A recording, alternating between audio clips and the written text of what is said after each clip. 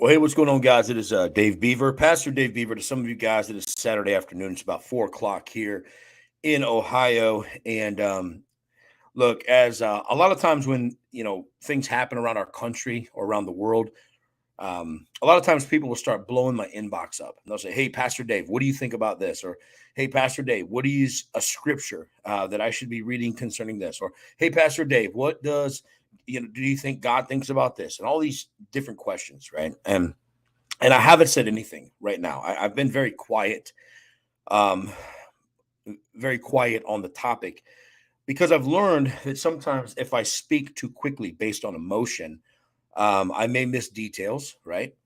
But at the same time, I didn't want to just be like everyone else and talk on the topic at hand. Um, there's a lot of opinions that have been shared. There's a lot of good things that have been said. There's a lot of change that is needed. Um, but can I be real honest with you? All the opinions and all the stances of anyone and everyone for me were completely secondary to grieving. I'll be real honest, man. My heart hurt thinking of a little kid, right? I have a 10-year-old son. My youngest is 10. I get to be around, youth sports, coaching jujitsu, coached youth wrestling, coached football. And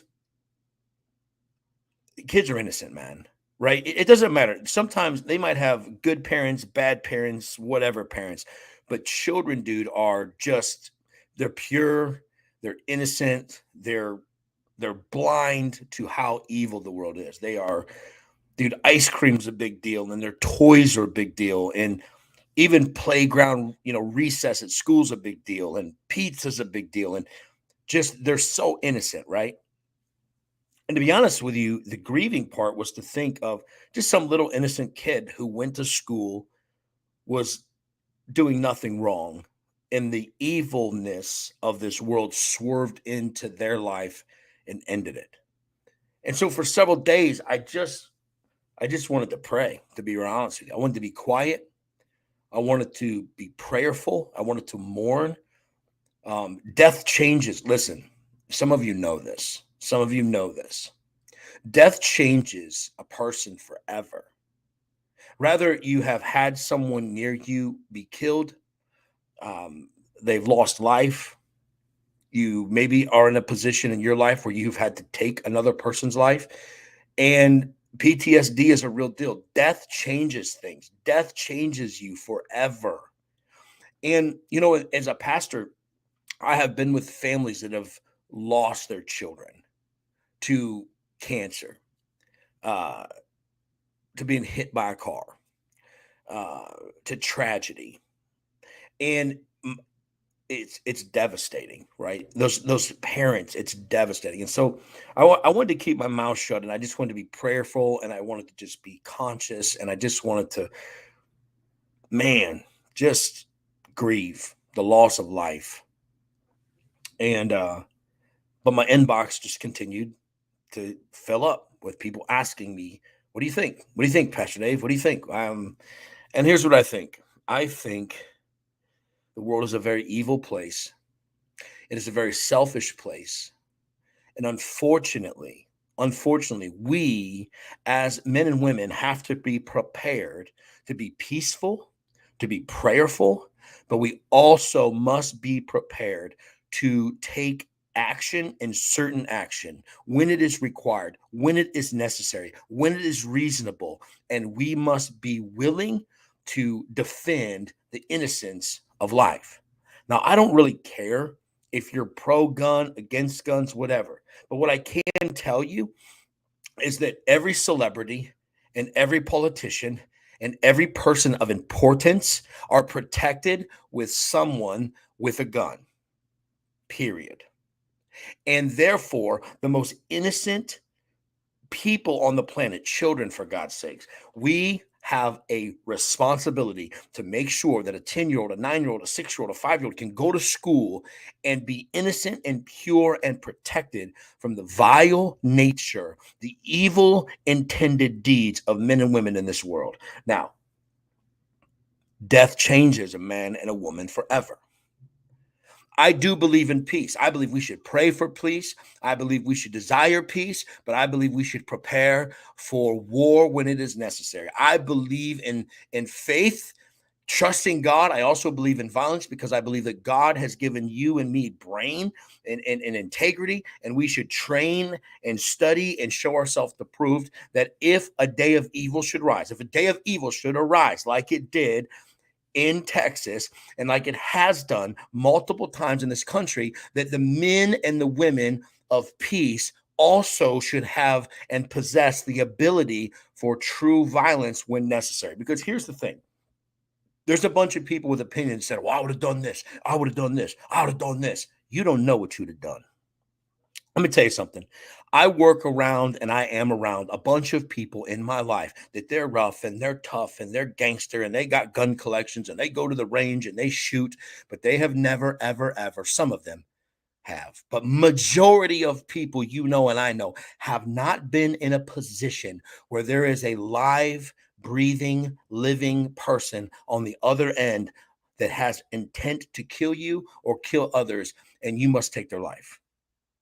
Now, let me be real honest with you. There's a lot of opinions. I would have, I should have, we would have, this, that. You weren't there, so you don't know what you'd have done. Now, some of you do know what you've done because you've done it. Some of you do know exactly what you would have achieved, exactly tactically, strategically. You know exactly how you to move because you have studied and shown yourself approved. You are trained. You are a man or a woman of peace, but you also have a pulse inside you that is absolutely necessary and ready to conduct violence, justified violence, if need be, on behalf of the innocent. You would know that your actions are reasonable, that your actions are required and necessary, and they are accountable, and you would conduct exactly what you know how to do. There's a lot of people with a lot of opinions about guns and this and this. Can I tell you something? Gun control doesn't do anything for criminals. Listen, taking guns, banning guns, not letting people buy guns, that's fine. But criminals don't go to the local gun store and buy a gun. They steal them, they barter for them, they trade for them. And evil is the world's greatest problem. Selfishness, hatefulness. People are going to continue to be mentally unstable, socially unstable, selfish, jealous, violent, and vile people. That is the truth of this world. And today there are 19 kids and 2 teachers dead. And I will say it. I don't care. I'm 100% on board. I support the military. I support the police department. I do support law enforcement. I always have. I always will. I'm down. I believe in it. Do I think that there were errors, critical errors made? Yeah, absolutely. I sure do. And to those parents and to those that stepped up and breached that school and went in and ran to the roar, right? They ran to the roar. They ran to the roar of violence to save and protect not only their kids, but other people's kids. I have respect for that. That's the right thing to do. That's my opinion. That's the right thing to do. But can we be honest with you today? Like every school in America is a target. Every church in America is a target. Every supermarket, every mall, every shopping center that continues to put up for good citizens not to carry a gun on their property continue to perpetuate the bad guy who don't look at your sign to come in with a gun and then to kill innocent victims, maybe even children and teachers that did not even have or possess the ability to defend themselves. My personal opinion. I'm not just going to gripe about it. Here's what I believe. Every school in America should be on constant lockdown. Any person that comes into the school should have to produce an ID, that you have to go through proper background checks. It doesn't matter. Even if your kid goes there, if you don't have the credentials to be at the school, you don't go to the school. That's it. Why would we can't circumvent the process? We need to have better processes in place. And I understand we can pray and we can trust God, church. That's fine. I trust God. There's 2 things I trust: the holy word of God and the 9mm with 17 rounds that I carry. That's just the God's honest truth, because I am down to give faith. I am down to give hope. I'm down to give glory. I'm down to give good news. But if a violent man or woman should arise, I do believe that the rightful and righteous action is to protect, guard, and protect the innocent. And if we eliminate people from being able to guard and protect the innocent, then we will continue in this vile, broken world to have victims like these 19 kids and these 2 teachers. And there's a bunch of people that are talking. They don't really care. They care about their politics. I've taken time to just generally grieve for these lost children and their families. And I get it. People say, "Oh, Pastor Dave, oh, you're..." No, I'm not a pacifist. I'm not. And if you think that Jesus was a pacifist and you think the Bible was supports being a pacifist, I think you're wrong. Okay, you're just wrong. And you can debate with yourself. I won't even debate with you on it. Bottom line, I do believe that we are not holding hands, singing, blessed assurance, while someone murders my family or goes on a murdering spree of our churches and our children and our schools. No way. I think there's a response that is right and righteous. And I think this country is on the clock. I think this country's on the clock. I think people who have the power to do right better step up and do right. And to the men and women who already know, if you know, you know. I can't convince you. I cannot tell you. I can't describe it to you. I can't explain it to you. Most people in this country, listen, some of you are going to think I'm being arrogant, narcissistic, whatever. Get in line. Most of you in this country have never, ever experienced true violence. You have experienced some angry people, some upset people, maybe some bar fights and some scuffles, but you have not. Most people, not all of you, I respect those and don't think I'm disrespecting you, but most people have never encountered true violence. And there's a big difference between true violence and a disagreement, a scuffle, a fist fight, an argument where things get out of hand. I really think personally, grieving the loss of these 19 kids and these 2 teachers is important. But what do we do to empower, to equip, to train, to better prepare? Because guess what? There'll be another one. That's the sad thing today at 4:18 p.m. There's going to be another one. Listen, it is 4:18 p.m. on Saturday. There's already the wheels turning in someone's unstable mind who might make your family or my family a victim. My preference is that we would stop the threat in its tracks by whatever means necessary. And sometimes de-escalation and talking them down is not even an option. If you come in blazing, then we better be ready to blaze back. And those actions would be righteous, they would be right, they would be reasonable, they would be accountable, and they would be necessary. Or are you going to stand there? Should we say the bad guy's going to follow the rules? They don't follow the rules. They never have, they never will. So we're not going to punish the good guys. We have got to empower the good guys to stop the threat. I think the solution is, I think there should be armed individuals at every school in America.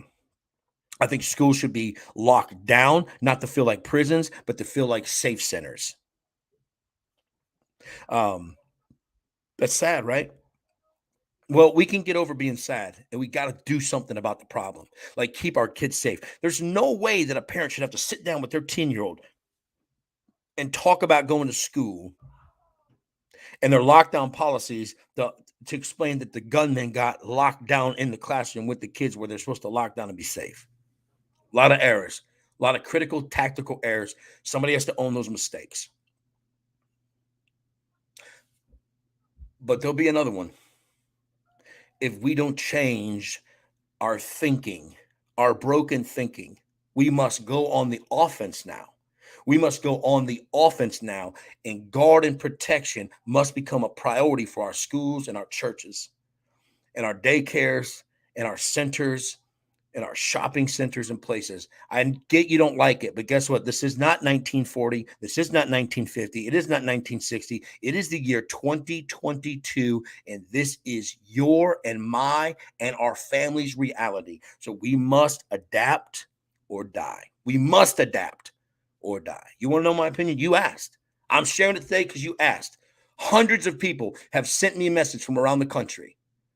A lot of times people send me messages that are criticizing me and knocking me and talking trash about me. And I'm sure that after this video, here comes another slew of them. And like a good friend of mine says, he says, well, man, Dave Beaver, you do put yourself out there. You are very public out there. Stay above the fray. Yes, sir. I'll stay above the fray. I've patiently prayed and grieved the loss of these kids and their families. Know they're hurting. You could give them $2 billion. You can never give them back their baby. That's sad, man. But we have got to do something in this country because there will be another one. There will be another one until we do something different. Amen. Here's what I think. I think loss of life ever is tragic. But I also think if you're going to disarm the good guys, then all you do is empower the bad guys. They're not playing by your rules. They don't care about your policy. They don't care about your procedure. They don't care about your politicians. They are going to do what criminals do. They're going to be evil. They're going to be vile. They're going to be violent. And guess what? We can pray about it, but sometimes we got to be about it. And if you know, then you know. There's a lot of people out there, man, saying what you would have done. You don't know what you'd have done because you've never been in a situation where it was life or death, you or them. And if you've never been in that situation, you can have some ideas, but I promise you there are far more people. There are far more people that will go into flight mode versus fight mode. And if you don't believe me, you look what happened. There was a lot of officers there that day, and no disrespect to law enforcement, but there was a lot of officers there that day that were not trained for that moment. They've never been in that moment, and they went into flight in frozen mode, just like a lot of human beings do. Some went into fight mode, and there was less deaths because of them. It's a tragic situation, but my take is there will be more if we do not step up and go on the offense as a country, as a community, and as a society to prepare ourselves for peace and hope and joy, but to prepare ourselves for if a day of violence should arise again, and it will. We have got to be able to eliminate the threat. That's my take. You asked. There it is. God bless you. May we pray and God help us.